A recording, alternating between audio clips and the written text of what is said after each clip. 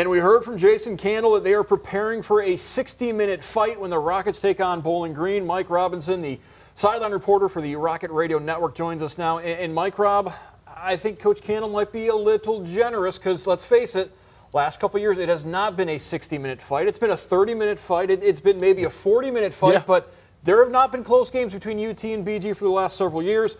Why is this year going to be different? Well, I don't think it's going to be different. I think it's going to be more of the same. But, but being Coach Candle, you got to be a little bit modest because you got a new head coach coming down there that's going to look to do, Coach Leffler's going to look to do amazing things. You can see from the interviews Danny Rogers did where the players talk about how committed they are to changing this thing around, and it's turning around. I'm not buying at this part of the season right now because of what their numbers are showing. So by the numbers, this team, anytime you get in the red zone on them, you're going to score 90% of the time. I don't know that that's going to help them because the Rockets are going to get in the red zone, and they're 100% efficient when they get there. Let's talk about what UT was able to do this past Saturday, the homecoming win over Western Michigan. Red zone efficiency in that game, thanks in large part because of the offensive line. We saw it time and time again. The way that O-line was opening up those big holes up the middle for both Brian Koback and Seymour. Berg, Durger, Heidecker, whoever else you want to put in there along, it doesn't matter. They got such a good core of guys on the offensive line. They're being coached up really well, and one thing that you can see is just how well they play together. I tell you, every time, Luke Durger, one of the craziest offensive linemen I've ever seen, slapping himself in the face before the game.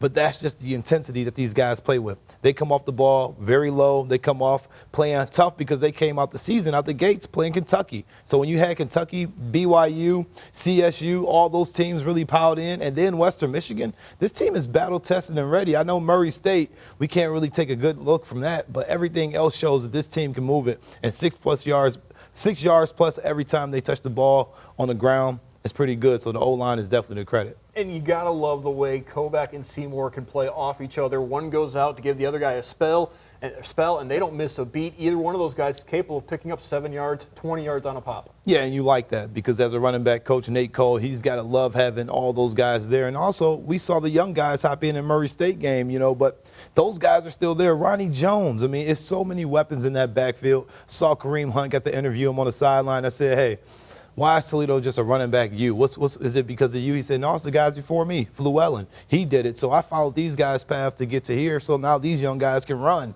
So now you got the young guns out there. Koback, he talked about how much he loved them. But Seymour, he's just such a tough, emotional runner.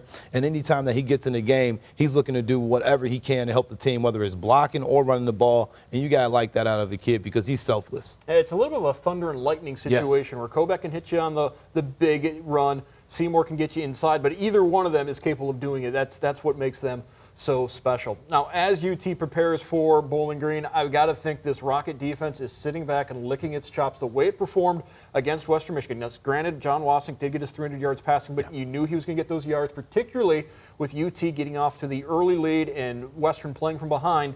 But that defensive front seven for the Rockets really got pressure on Wasink. Saeed Holt winning the MAC West Defensive Player of the Week. And the issues Bowling Green has had offensively, that Rocket defense has got to be licking their chops right now. Oh, man, this Rocket defense has been playing exactly how we've been wanting them to play for the past 3 years. But this is a compilation of all those kids getting that experience with a new coach. Now this coach isn't so new anymore. Coach George, Coach Candle, and this staff, there's been a little bit of shuffling around, but the identity is still the same. Larry Black leaves for a year, go to Notre Dame, comes back a little bit better, so he brings the knowledge from a power program to Toledo with these D linemen that he recruited when he was here, so this is a team that's ready. They're at the peak of their time right now where you got young guys playing very well on the defensive line in Hines, and you also see Saeed Holt with 6 tackles for loss this season. He's playing out of his mind. He's playing with his hair on fire. So this is a really good football team, and for Bowling Green offense, they're only averaging 3.7 yards a carry. That's not really good right now because this defensive line is really good. And did we mention Fisher? Did we mention Blue? It just gets deeper and deeper. Nate Childress. This is a football team that is really, really aggressive up front. But if they do get beat, they get beat, So this is a team that's got to kind of play that bend but don't break defense because they have given up the big play. Let's talk about the secondary. What can we expect out of that secondary going up against a Bowling Green team that when they are moving the ball offensively, they do like to move it through the air. Yeah, and you got Morris, Quentin Morris. He's a really good player, but we don't know who's going to be throwing a football this weekend. I mean, you got two quarterbacks. You got Wade, you got Lloyd. Who's going to go? You flip a coin, and one of these guys are going to go out there and play. I have no idea who's going to go out and play this football game, because one thing you know is they also got a good run game as well. You know, you see Denley, you see Jones, and then you also got a question mark on A.J. Clare, because if Andrew Clare can go out there and do his thing, he beat us a couple of times on the field, on the ground with his speed. He's very elusive, and we saw that late in the Western Michigan game when when he made some big plays late in that game. So this is something that the Rockets are definitely going to be careful of, because this is a trap game. And I'll say that because it's a rivalry game. They're going to get up for it, but if this is anything like it was in 2017 when there was nobody in the stands, it's going to be tough for Bowling Green, because Keith Seymour had 5 touchdowns and on the way to a big victory there. So you got to be mindful, if you're Bowling Green, of trying to pack that place out and getting any type of home field advantage that you can. Yeah, we know Bowling Green's got some special things planned, inducting a bunch of guys in their Ring of Honor situation down there. You said trap game, so I'm going to ask you. The fact that this is coming in a stretch where Toledo, they had that early week off, and they don't have another week off until later in the year. So this is in a stretch of games where UT's playing every single week. In a few weeks, we'll get into November and action and play any day of the week type of situation. How much are you concerned about the schedule, the way it sets up, that Toledo might be overlooking Bowling Green with the trip to Ball State looming? Well, you know what? I don't think they're going to overlook this game, because like Kendall said in his interview, and like the players in Bowling Green said, you know, you hear from Evan Brown, from Anthony Wayne talk about, you know, how much he hates Toledo, and he'll never wear a Toledo shirt again because of his dad and that rivalry. You love that type of stuff in these kind of games, because this is what this is all about. Like I said, Northwest Ohio lives for this. When I went to college, you see the Bowling Green versus Toledo game. Everybody want to be a part of that game, whether it's your friend and you don't even care about the football game. You just say, hey, it's bragging rights on the line. Anytime there's bragging rights, you don't want to overlook this. Those guys, like I said, are getting recruited by BG and by UT. So they know those coaches. They're familiar with both of those programs. And I'm pretty sure they got a lot of teammates from high school and youth football that plays on the other side of the ball. So one big thing for these two teams is to understand that, look, Bowling Green, they're going to be a better football team this weekend. I think that. I don't think they're looking at Ball State, but one thing I'm looking at, and going back to the numbers, is saying, hey, this is going to be tough. They're giving up 80% completion rate. This is going to be tough. They're giving up 8 yards per play.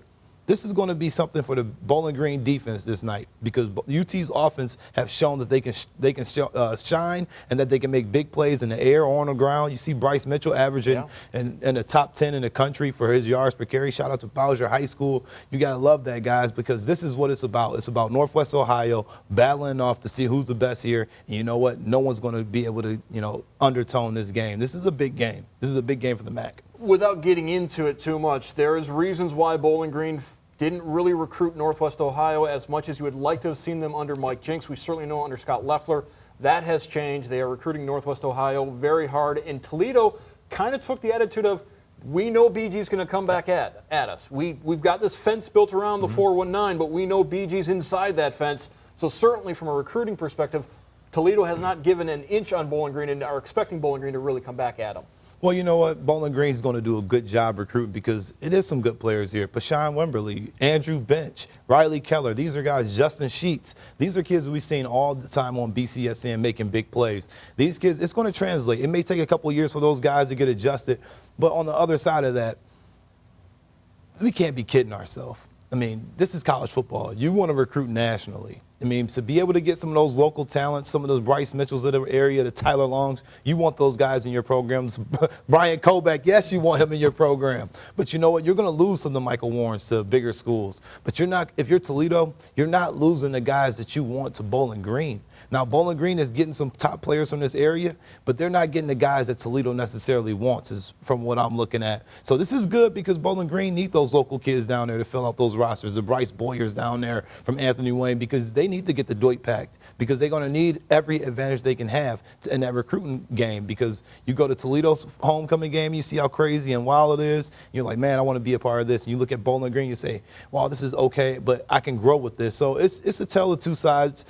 Scott Loeffler is going to do a really good job over the next couple years, and Coach Candle got his eye on him for sure. So he's going to keep that fence up there. He's going to get the top players out this area.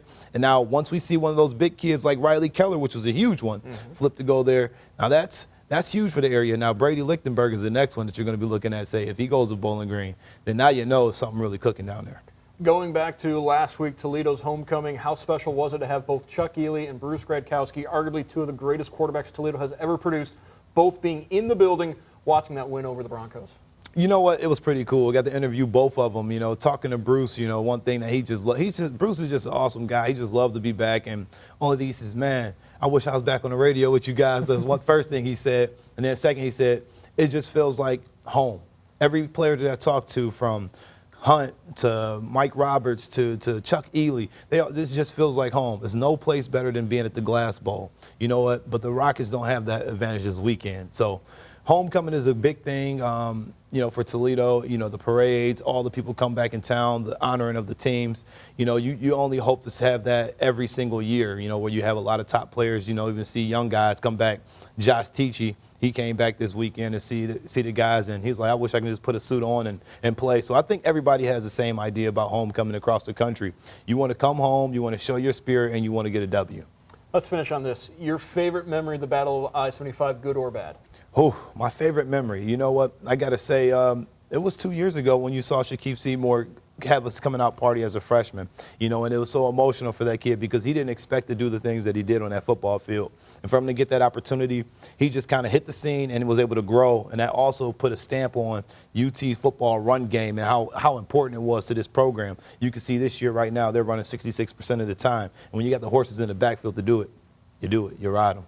All right, thank you very much, Mike Robinson. You can ride along with Mike Rob on the radio. Coming up this Saturday, he'll be on the sidelines for the UT Radio Rocket Network.